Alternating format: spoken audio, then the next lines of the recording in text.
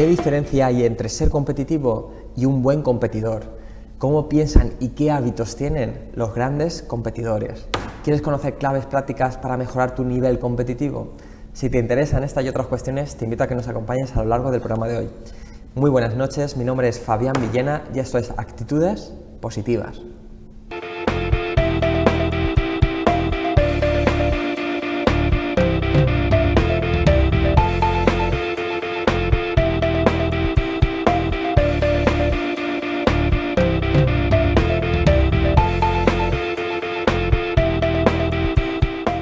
Sobre creación de marcas vamos a tratar a lo largo del programa. Sobre cómo mejorar a la hora de abordar las competiciones vamos a tratar a lo largo del programa de hoy. Por eso hemos decidido titular el programa de competitivo a buen competidor.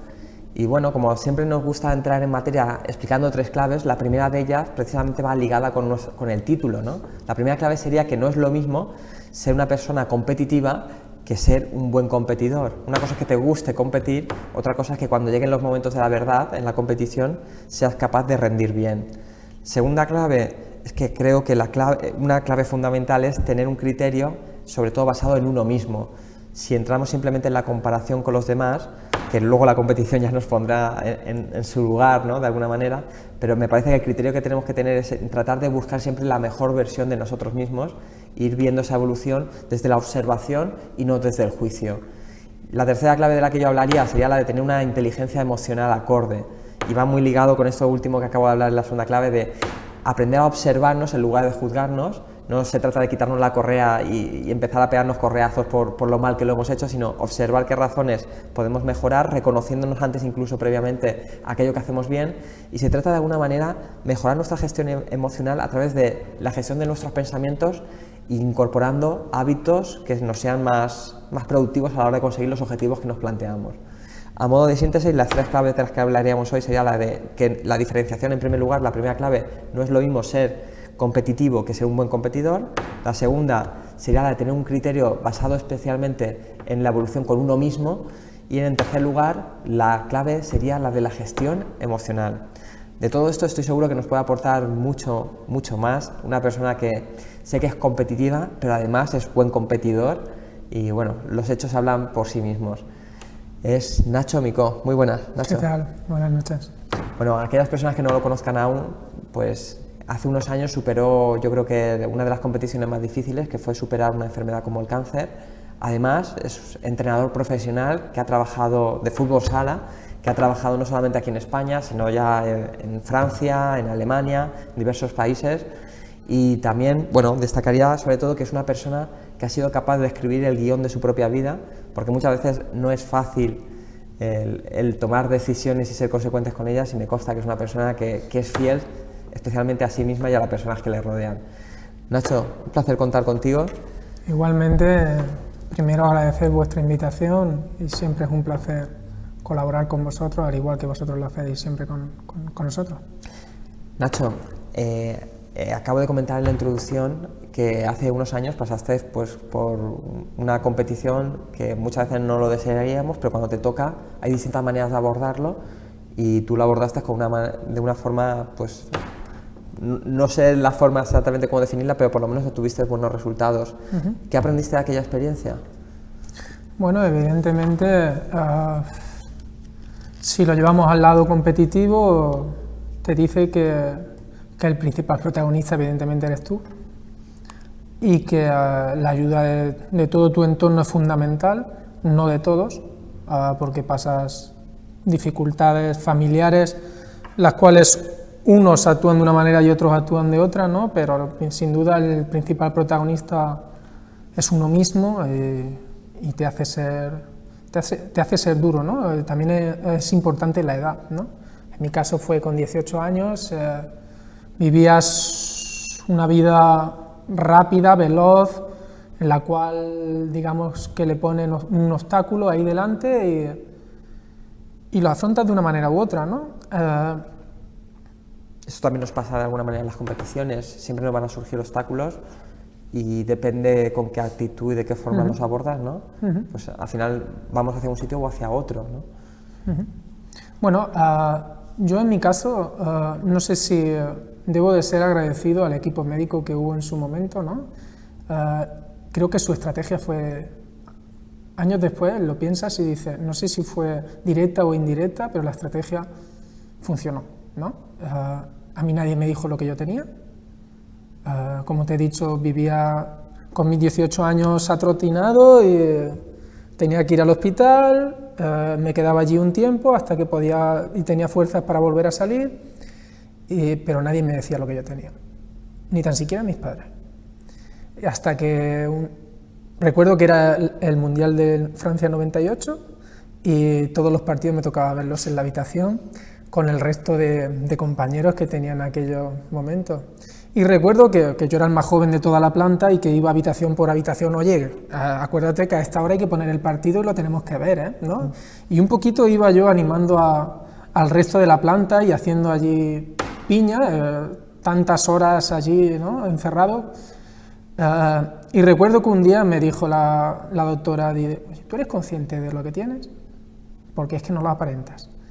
Y recuerdo perfectamente que le dije, no, pero es que acaso tengo algo. Y fue así, no se me olvida nunca la conversación. Entonces fue cuando me dijo realmente lo que yo tenía. La primera impresión sí que fue fuerte, fue cruda, ¿no?, cuando me dicen lo que tengo, pero digo, ¿lo que tengo o lo que tenía? Porque ya llevo tiempo aquí, o sea, quiere decir que, para empezar, no sé si lo superaré, pero ya lo estoy conllevando, o sea, ya puedo estar con él, ¿no? Entonces, a partir de ahí dije, bueno, pues, sin saberlo, estabas luchando, ahora que lo sabemos, vamos a luchar igual como mínimo. Y, bueno, pienso que toda estrategia es buena, ¿no? Y en este caso posiblemente la psicológica, la anímica, el afrontarlo de una manera totalmente libre, no estar pensando en ello, yo creo que me vino bien. Y en este caso no fue mío, en este caso, llevándolo al símil deportivo, digamos que la doctora, el equipo médico en aquel momento, digamos que era el entrenador y supo llevar muy bien a su deportista, ¿no? De alguna manera, cuando entramos en competiciones, al final la gente lo que quiere tener es éxito, ¿no? Y claro, yo muchas veces cuando estamos hablando de éxito, para mí lo primero sería poner en común qué es éxito para cada uno, ¿no? ¿Cuál sería tu definición de tener éxito a nivel competitivo cuando estamos ya, por ejemplo, en competiciones deportivas? Bueno, yo intentaría de diferenciar el éxito individual del éxito colectivo o global. Hay personas que el éxito lo entienden ser entrenador de primera división, ser campeón de todos los títulos posibles, el tener contenta una afición, etcétera, etcétera, salir todos los días en los medios de comunicación. Ese es un lado del éxito, ¿vale? Pero yo intentaría diferenciarlo y sobre todo quedarme con el éxito personal, el éxito que sin duda a mí me llena. Es el esfuerzo, es la progresión, es lo que hablábamos, esos 18 años ahora, 18 años después, justo, ¿qué eras, qué eres, qué has conseguido? Estás luchando diariamente. Con 18 años, a mí, por ejemplo, me dicen que posiblemente no puedas tener hijos. Es otro mazazo que te dan, ¿no? Ahora soy el padre más feliz, por lo menos de mi casa, con 2 niños, recién nacidos prácticamente los 2, y para mí ese es el éxito. ¿Tendría más que ver, disculpa Nacho, con más el proceso, el camino, que con llegar a un punto determinado? Sin duda. Obviamente, como te he dicho, el ver esa evolución, ¿no? el comenzar a ser entrenador después de un obstáculo grande, ¿no? Pasas la época de jugador, tienes que dejar de ser jugador porque tu nivel ya no es el mismo, pese a entrenamientos duros, ya no, ese gen competitivo de jugador cambia, ni es más ni es menos, cambia completamente. Entonces intentas adaptarte como persona, un nuevo rol, pasas a ser entrenador, cambias del jugador al entrenador, sobre todo por el ejemplo que le das al resto, y esa es la evolución, el pasar de ser un formador como cualquier otro que empieza a entrenar a niños, a acabar entrenando a nivel internacional, fuera, aprendiendo de otras ligas, de otros deportistas, de otras culturas. Y volviendo a tu introducción, a tu pregunta inicial, si debo de quedarme con algo, para mí el éxito personal es el que mis niños conozcan otras culturas, otros idiomas, que desde cero ellos aprendan una educación distinta, el que puedan hablar y chapurrear otro idioma, no lo cambio por ningún título. De alguna manera, José Ignacio, antes también hablábamos de la diferencia que hay entre ser competitivo y ser buen competidor, porque hay gente que le gusta competir, otra cosa es que luego cuando llegan los momentos de la verdad rindan bien, porque cuando llegan los momentos de la verdad, si nos fuéramos a las dos vertientes, hay personas que cuando llegan esos momentos se empequeñecen, digamos que de alguna manera la situación les puede, y hay otras personas que, sin embargo, cuando llegan esos momentos casi dan una mejor versión de sí mismos. ¿Cuáles crees que son las claves para que unas personas se vayan hacia arriba y otras, pues bueno, simplemente se empequeñecen? Entendemos a nivel de estrategia, ¿no?, el trabajo individual. Evidentemente entrenamos un equipo, pero un entrenador cuando ficha jugadores, no ficha equipos. Entonces el trato debe de ser a nivel individual y específico. Creemos fundamental el trabajo del coaching, es fundamental, ¿no?, porque no solo trabajamos con el individuo en sí, sino con todo su entorno. Yo he tenido jugadores que habremos oído muchas veces, en muchas ocasiones, que de lunes a viernes eran increíbles verlos jugar, y llegaba el partido y acababan vomitando, textualmente vomitando en el vestuario, antes, durante y después del partido, y decías, aquí hay algo, aquí hay un problema. Entonces debíamos de analizar el entorno, si había una sobrepresión, un peso añadido de su entorno en cuanto a sus familiares, que él se exigía a él mismo, que le exigíamos nosotros, y todo eso. Tú has tenido experiencias a nivel de psicología deportiva, sabes que el trato individual es fundamental. Una buena estrategia de cara a la hora de afrontar un partido, cualquier evento deportivo, una carrera, el trabajo previo es fundamental. Entonces, en el partido, igualmente, hemos oído casos como, por ejemplo, está el tema del entrenador, es entrenador del Atlético de Madrid, de Mallorca, de Sevilla, como es Manzano, que ha trabajado con psicólogos importantes, como por ejemplo el tema de Patricia Ramírez, ¿no? Que ellos hacían pequeñas simulaciones, visualizaciones del prepartido, ¿no? Y hay estadísticas que favorecían mucho el comportamiento durante el partido del individuo. Me consta que tú has entrenado ya a chavales, a niños, y de hecho, si no recuerdo mal, hiciste campeón a un equipo de una ciudad como Sierra de Salinas, ¿no? Con 1.500 habitantes, fueron campeones de España. ¿Cuáles serían las claves para que los chavales lleguen a dar una buena versión de sí mismos? Porque de alguna manera a veces puede ocurrir que el entorno, los familiares, sometan una presión excesiva, ¿no? ¿Cuáles serían las claves para que los chavales al final lleguen a mostrar su mejor versión? Bueno, no sé si sirve de ejemplo, pero yo, por ejemplo, en mi casa entiendo que no sé si será el mejor o el peor, pero para mí ha sido un buen ejemplo, el de mis padres. Jamás nos han obligado a ningún deporte. Es más bien han sido un poco distantes, que no es la mejor opción, pero sí que nos han sabido transmitir los valores del sacrificio, de lo que nos costaba. Si antes de ir a hacer deporte teníamos unas obligaciones familiares que todo el mundo conoce, y si había días que no podíamos ir por motivos laborales o personales, no podíamos ir, indirectamente nos ha influido en no tener una obsesión, ¿vale?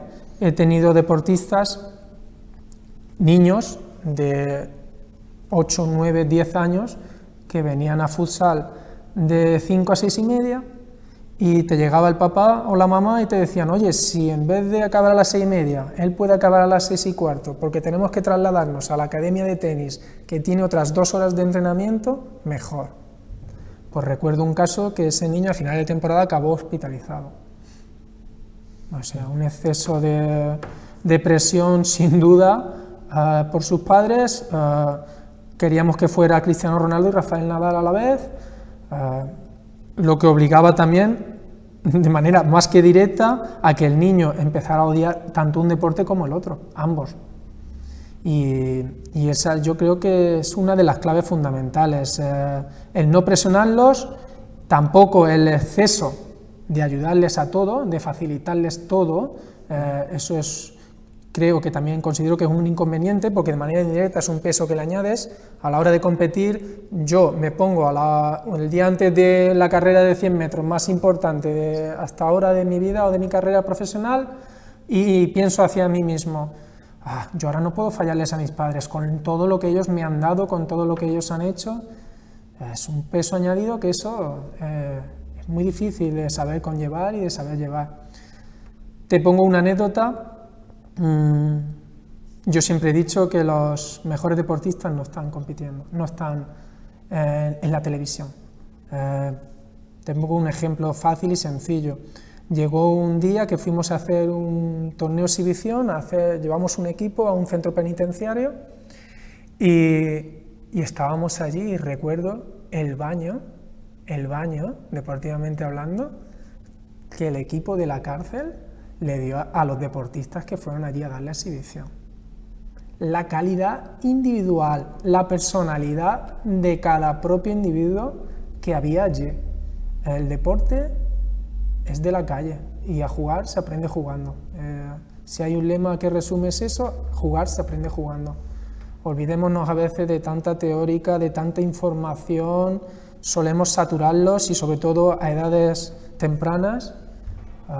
Yo sigo creyendo, pese a todo lo que hoy en día nos conlleva, sigo creyendo en el deporte libre y en el deportista libre y en el deportista que se hace en la calle, y es fundamental esos valores, el fomentar ese espíritu. Nos obsesionamos a veces en exceso con el tema de ganar y sobre todo en este caso cuando estamos hablando de niños con los padres. Sin duda, como estábamos hablando anteriormente, considero que primero en la etapa de formador y luego hablamos ya del entrenador de élite o semiprofesional. Pero en la etapa de formador, como bien te he dicho, a jugar se aprende jugando y deben de jugar todos. Evidentemente cada uno tiene un rol, tendrá más minutos, tendrá menos minutos, porque egoístamente cuando juega un deportista el otro descansa y eso hay que saber conllevarlo. Pero a esas edades yo siempre he recomendado 10 balones antes que 10 vueltas a la pista. Y bueno, por otro lado también, que hemos de tener en cuenta cuando ya llegamos a una etapa un poco más madura, es decir, ya cuando ya están entrando a veces en el terreno profesional, hemos de cambiar un poco ya esta dinámica de obsesionarnos vamos más a por resultados. Si esos resultados no llegan, ¿cómo lo manejamos? Sí, tú lo has resumido perfectamente, esa presión existe y hay que saber llevarla. Por ejemplo, estos días tenemos de actualidad la Eurocopa y el seleccionador afronta sus 2 primeros partidos con victoria y ya empezamos a hablar, he visto las últimas declaraciones a nivel individual de los jugadores que solo piensan ya en el último partido de exhibición que han hecho y enseguida el seleccionador ha dado una rueda de prensa casi seguro, solicitada por él o por su cuerpo técnico, en la cual a rebajar la euforia, a hablar a largo plazo, aunque sea prácticamente menos de un mes, lo que es la Eurocopa, ¿no? Y intentar poner los pies en la tierra y es muy difícil. Yo cada vez que, te pongo una anécdota, cada vez que me presento una nueva plantilla, últimamente, en la última plantilla puse, que podemos encontrar en internet perfectamente, el ejemplo este de la imagen que te ponen un cuadro y te dicen cuántos cuadros ves tú en la pantalla, ¿no? ¿Cuál sería el objetivo de esa presentación, por ejemplo, ¿no? Entonces, cuando te sientan los 15, 20 jugadores que tienes en la plantilla y preguntas ¿cuántos? Y él te dice, pues yo he visto 10, 13, 14, 15, 17, 18. Todas las respuestas son válidas, porque todos tenemos una opinión distinta y estamos viendo lo mismo. pero cada uno se va a llevar una opinión distinta. Con lo cual, eso debemos de saber dirigirlo, ¿no? Crear unas bases, unas directrices para no crear confusiones. Porque tú vas a dar un ejemplo y los 12 jugadores distintos a lo mejor se van a llevar una impresión distinta o se van a crear su propia, digamos, respuesta, ¿no? Y es muy importante ese canal emisor, ¿no? Entre el emisor y el receptor. Uno de los puntos claves que yo considero es que, por ejemplo, hay entrenadores que dicen, después de una derrota, después de una victoria, ahora no es el momento más idóneo para hablar, nos vemos el lunes, nos vemos el martes. Yo considero que el momento más idóneo para hablar es justo cuando termina el partido, terminan de ducharse, no cuesta nada, 10 minutos, aclarar las dudas que hemos creado. Porque si estamos hablando del partido del viernes en la noche o el sábado, viernes, sábado, domingo, lunes, martes, primer entrenamiento, 5 días, 4 días han pasado, que ese jugador lleva comiéndose la cabeza de que la grada le acusa de haber cometido un error, de que los compañeros, incluso algunos le agachó la mirada, de que el otro no se la quiso pasar, de que el entrenador me sentó en ese momento. Oye, vamos a intentar poner nuestros 12 puntos de vista y quedarnos, ya no digo más calmados, que en muchos casos, en la mayoría de ellos sí, pero sí irnos un poquito más tranquilos a casa, considero que ayuda. Entonces, hablábamos del competidor o el buen competidor. Yo pienso que contra más ayuda le podamos dar, mejor. No nos equivoquemos, no es toda la ayuda, no es todo facilitar. Me gusta en la planificación de los entrenamientos el crear actividades en las cuales ellos vayan encontrando el objetivo final.